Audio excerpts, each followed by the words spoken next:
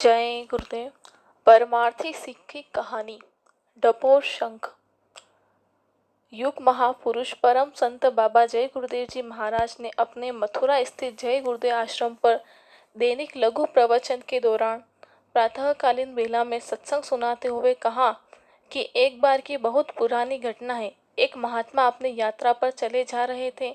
उन्हें जाते हुए देखकर एक खेतिहर काश्तकार ने सोचा कि यह साधु है, भूखे प्यासे होंगे। वह बोला कि महाराज, आप थके होंगे, थोड़ा बैठ जाइए। वह महात्मा रुक गए। काश्तकार घर के अंदर गया, मीठा गुड़ लाया, फिर जाकर पानी लाया और बोला कि स्वच्छ पानी है, ठंडा है, पी लीजिए, रास्ते की थकान उतर जाएगी। महात्मा जी ने गुड़ खाकर पानी पी लिया, राहत की सांस ली। थोड़ी देर बाद महात्मा जी की ओर देखकर वह काश्तकार रोने लगा। साधु महात्मा ने पूछा कि तुम क्यों रो रहा है? तू क्यों रो रहा है? तुम कौन हो? तब वह काश्तकार बोला कि मैं ब्राह्मण हूँ, बहुत गरीबी आ गई, यहाँ वहाँ कहीं कुछ नहीं मिल रहा, थोड़ी आपकी दया हो जाती, मेरा गुजारा हो जाता। महात्मा जी ने कहा कि जब यहाँ कुछ नहीं मिल रहा तो दूसरे गांव चले जाओ, बाहर जाओगे तो सहयोग मिल जाएगा, मदद हो जाएगी।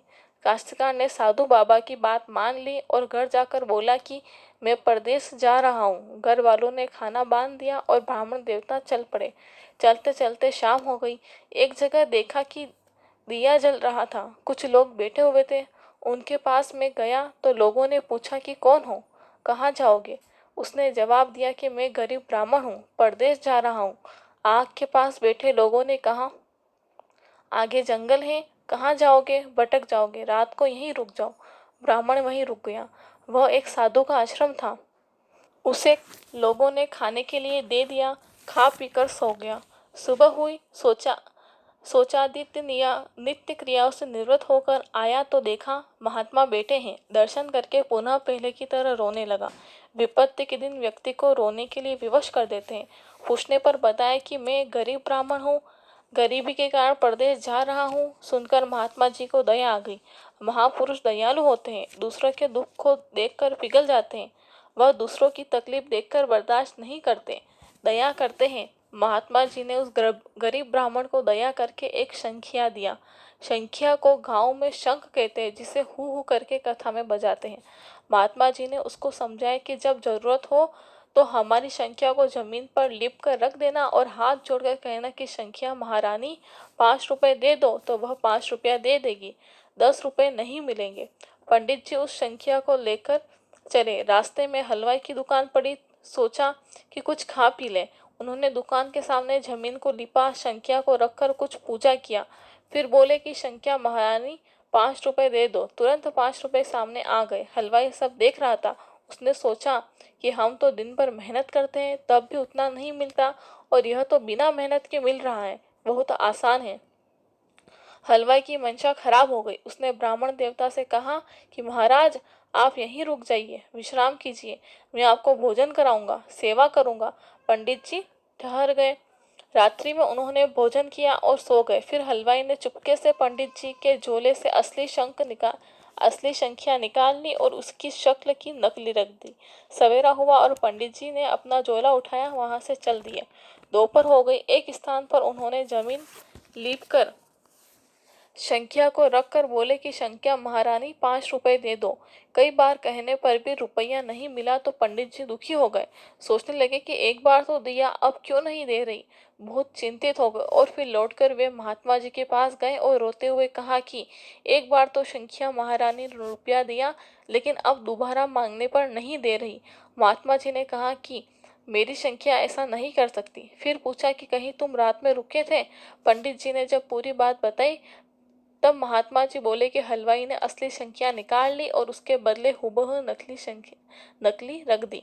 खैर, तुम रो मत, मैं तुम्हें उपाय बताता हूँ कि तुम इसी शंखिया को ले जाओ और हलवाई की दुकान के सामने उसी तरह से जमीन लीप पोत कर शंखिया महारानी से कहना कि महारानी, शंखिया 100 रुपए दे दो। तो तुरंत उसमें से आवाज आएगी कि 200 ले लो। तब तुम कहना कि ठहर जाओ, जब जरूरत होगी तब ले लूंगा। पंडित जी सब कुछ समझ बूझकर अपनी यात्रा पर चल पड़े। हलवाई की दुकान पर पहुंचकर पहले की तरह जमीन लीपकर शंखियां रख दी और हाथ जोड़कर बोले कि शंखियां महारानी 100 रुपए दे दो। आवाज आई कि 200 ले लो। पंडित जी ने तुरंत कहा कि रुक जाओ, थोड़ा ठहर जाओ, जब जरूरत होगी तब ले लूंगा। हलवाई सब देख रहा था। उसने सोचा कि पहले वाली तो 5 रुपए देती थी और यह तो 100 रुपए दे रही है, इससे अच्छा मौका क्या हो सकता है। वह तुरंत पंडित जी के पास आया और बोला कि महाराज जी, आज रात यहीं विश्राम कीजिए। पंडित जी तैयार हो गए। रात्रि में हलवाई ने पंडित जी को प्रेम से भोजन कराया, चारपाई बिछाई और पंडित जी आराम करने लगे। अर्धरात्रि जब हुई तो हलवाई चुपके से गया और पंडित जी के झोले से शंखियां निकाल ली और पहले वाली उसमें रख दी। दोनों शंखियां की शक्ल सेम एक जैसी थी। सवेरा हुआ, पंडित जी ने अपना झोला उठाया और यात्रा पर चल दिए। उस दिन हलवाई की दुकान में लग गया घाटा। उसने सोचा कि क्यों न शंखिया से मांग कर पूरा कर लो।